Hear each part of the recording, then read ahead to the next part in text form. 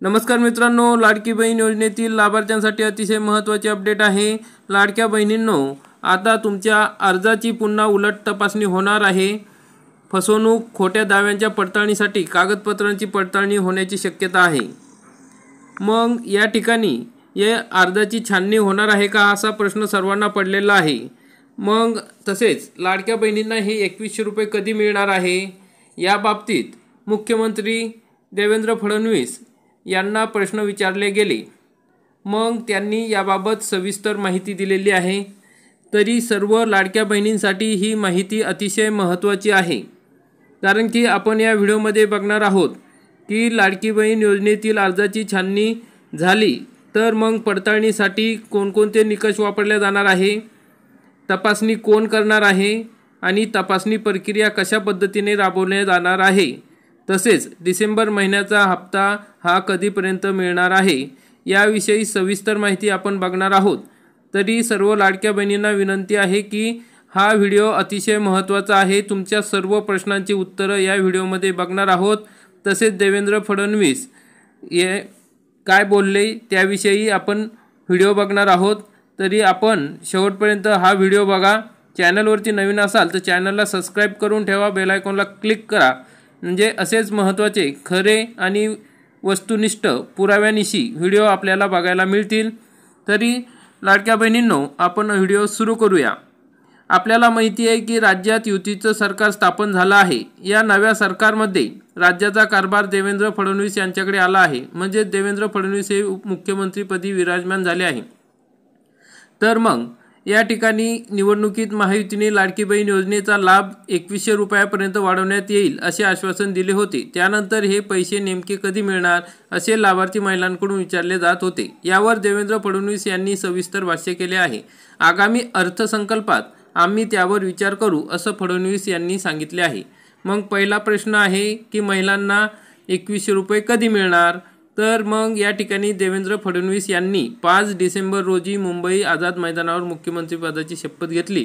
त्यानंतर मंत्रालयात झालेल्या पत्रकार परिषदेत त्यांनी अनेक प्रश्नांची उत्तरे दिली। यावेळी त्यांनी लाडकी बहीण योजनेअंतर्गत वाढीव हप्ता कधी मिळणार असे विचारण्यात आले। त्यावेळेस त्यांनी सर्वांना सांगितलं की सर्वात महत्त्वाचं म्हणजे आम्ही मुख्यमंत्री माझी लाडकी बहीण योजना ही सुरूच ठेवणार आहे। तसेच महिलांना मिळणारा लाभ 2100 रुपये करणार आहोत। आता अर्थसंकल्पाच्या वेळी आम्ही त्याचा विचार करू। शेवटी आपले आर्थिक योग्य प्रकारे चॅनेलाइज झाल्यानंतर आपल्याला ते करता येईल, असे फडणवीस यांनी सांगितले। तर मग लाडक्या बहिणींनो, आता आपला हा 2100 रुपये कधी मिळणार हा प्रश्न आपल्याला समजला असेल की अर्थसंकल्प म्हणजे मार्च महिन्यात, फेब्रुवारी मार्च महिन्यात जेव्हा अर्थसंकल्प सादर केला जाईल त्यावेळेस वाढीव निधी या ठिकाणी 2100 रुपये या ठिकाणी देण्यात येईल। कारण की आता 45,000 कोटी रुपये खर्च येतोय। जर 2100 रुपये केले तर शासनाला 63,000 कोटी रुपये खर्च करावा लागणार आहे। त्यासाठी अर्थसंकल्पातच वाढीव निधी या ठिकाणी देण्यात येईल। त्यामुळे 2100 रुपये आपल्याला मार्च नंतर मिळतील। मग या ठिकाणी परत प्रश्न विचारला की अर्जाची छाननी केली जाणार आहे का। मग त्या ठिकाणी महिलांना 2100 रुपये मिळणार हे नक्की आहे। मग आम्ही जी आश्वासनं दिली त्या पूर्ण करणार आहोत। ही आश्वासनं पूर्ण करण्यासाठी ज्या व्यवस्था उभ्या कराव्या लागतील त्या आधी आम्ही करू। छाननीबद्दल बोलायचे झाले तर या ठिकाणी हे स्वतःहून बोलले नाही छाननी करणारे। पत्रकारांनी त्यांना प्रश्न विचारला छाननीबद्दल, तेव्हा त्यांनी सांगितलं की या निकषाच्या आत ज्या महिला लाभ मिळत असेल त्यांना तो लाभ मिळणारच आहे। मग जवळजवळ सर्वच लाडक्या बहिणींनी निकषात बसत आहे, त्यामुळे कोणी घाबरून जायची गरज नाही। पण काही निकषाच्या बाहेर राहून लाभ मिळत आहे, म्हणजे मागं आपण बघितलं की काही पुरुषांनी सुद्धा या ठिकाणी अर्ज भरले, ते आधार कार्ड वेगवेगळे आणून त्या ठिकाणी अर्ज केले आहे।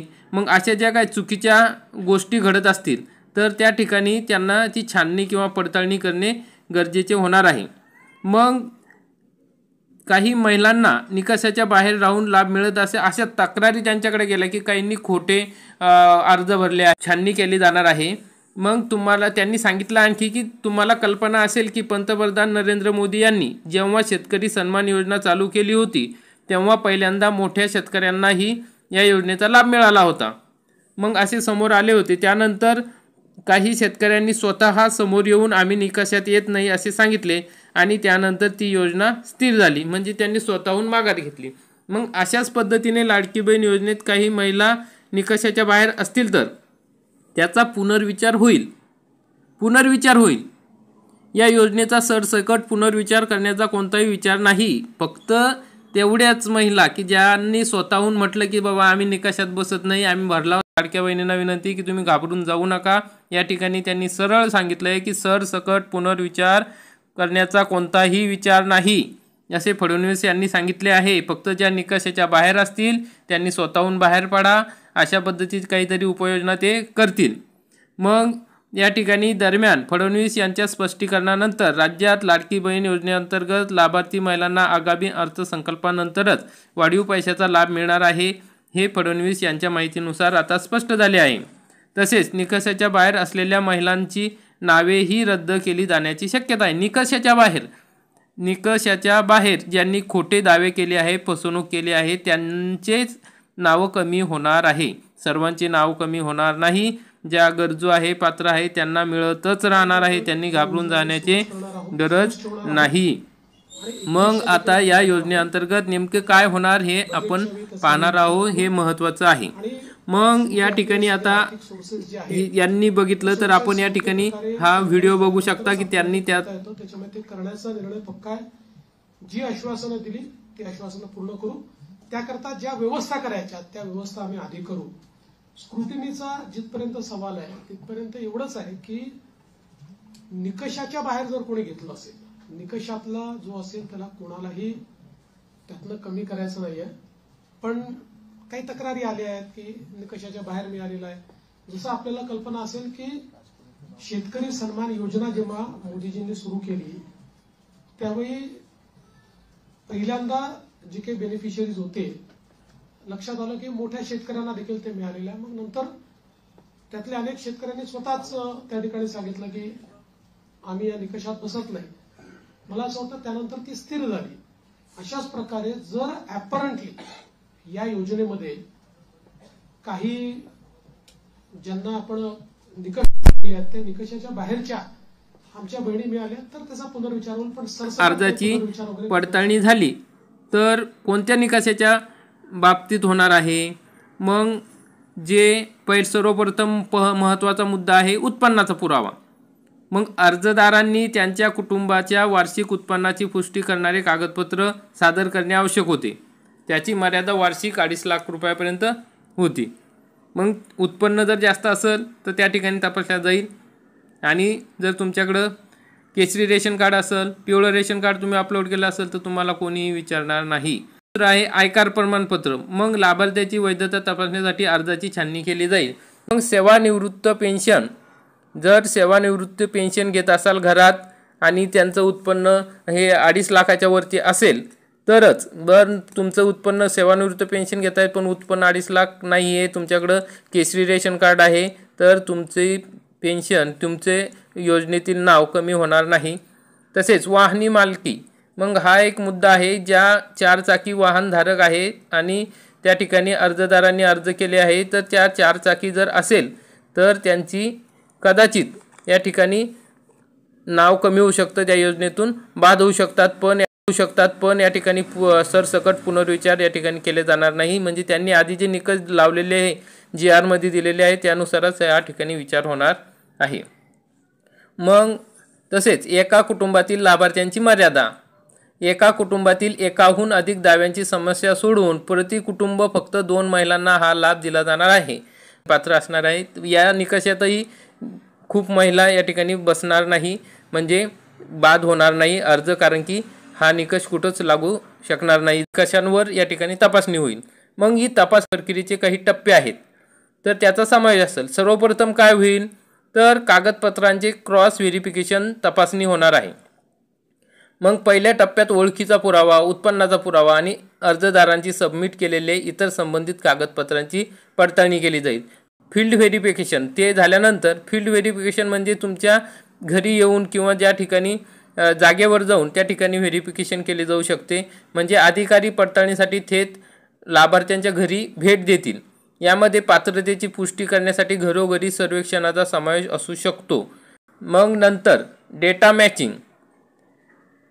केलेले दावे ओळखण्यासाठी सरकार लाभार्थ्यांच्या डेटाची तुलना इतर अधिकृत वेब डेटाबेस असं जी की मतदार यादी, आयकर रेकॉर्ड आणि आधार लिंक डेटासह करेल.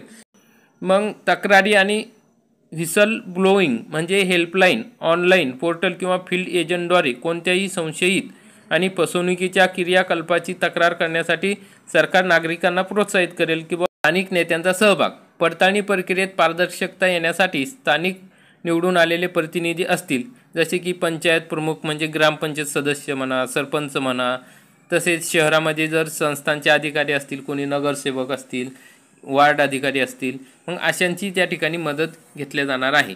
मग असे टप्पे नुसार या ठिकाणी पडताळणी होणार आहे आणि चान्स दिला जाईल. तुमचं जर कागदपत्र खरोखर व्यवस्थित असेल, खरे असेल, तर तुम्हाला तो लाभ मिळणारच आहे. मग या ठिकाणी हे आपण बघितलं. मग या टप्प्यात तपासणी होणार आहे. मग हे तपासणी कोण करणार आहे हा सर्वात महत्त्वाचा प्रश्न आहे. मग सूत्रांनी दिलेल्या माहितीनुसार या प्रक्रियेत राज्य आणि स्थानिक सरकारी अधिकारी, समाज कल्याण संघासह अनेक विभागाचा समावेश असेल. हे गरजेचे आहे. म्हणजे ज्या रेग्युलर खऱ्या लाभार्थी महिला आहेत, ज्यांना खरंच गरज आहे, त्यांना हे पैसे मिळणे गरजेचे आहे. हाच सरकारचा या ठिकाणी उद्देश आहे. मग आपल्याला माहिती आहे की आपण बघितलं की या ठिकाणी तपासणी कशी पद्धतीने होणार आहे, कोणत्या याच्यानुसार होणार आहे, प्रक्रिया कशी होणार आहे, कशा टप्प्यात ही तपासणी होणार आहे, तपासणी कोण करणार आहे. मग आता सर्वात महत्त्वाचा प्रश्न राहिला आहे तो म्हणजे डिसेंबर महिन्याचा 6वा हप्ता कधी मिळणार आहे. तर या ठिकाणी आपण बघितलं असेल की कॅबिनेटच्या पहिल्याच मीटिंगमध्ये उपमुख्यमंत्री एकनाथ शिंदे यांनी सांगितलं की सरकारी अधिकाऱ्यांना त्यांनी तात्काळ डिसेंबर महिन्याचा हप्ता हा निर्गमित करण्याचा आदेश दिला आहे. 1-2 दिवसात आपल्याला हे पैसे मिळून जातील. तर अशा पद्धतीने लाडक्या बहिणींसाठी ही महत्त्वाची अपडेट होती. जर आपल्याला काही अडचणी असतील तर आपण या ठिकाणी प्रश्न विचारू शकता, कमेंटमध्ये लिहू शकता. जर आपल्याला व्हिडिओ आवडला असेल तर व्हिडिओला नक्की लाईक करा आणि अशीच खरी आणि महत्त्वाची माहिती बघण्यासाठी चॅनलला सबस्क्राईब करा, बेल आयकॉनला क्लिक करा. आपण हा व्हिडिओ बघितला त्याबद्दल खूप खूप धन्यवाद. जय हिंद, जय महाराष्ट्र.